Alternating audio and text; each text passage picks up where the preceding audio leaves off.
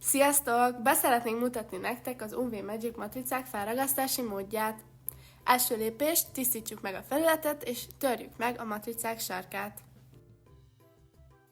Második lépés, mindezek után húzzuk le óvatosan a matrica borítóját és találjuk meg a tökéletes helyet neki.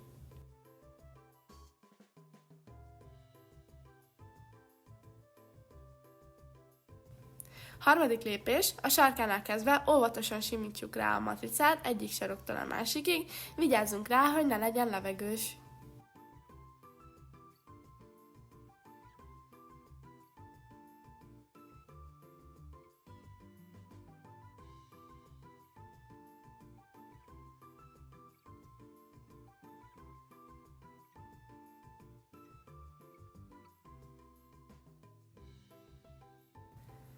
Negyedik lépés, miután ráragasztottuk és elsimítottuk, szépen lehúzzuk a felső réteget, vigyázva, hogy fel ne jöjjön véletlen a matrica is.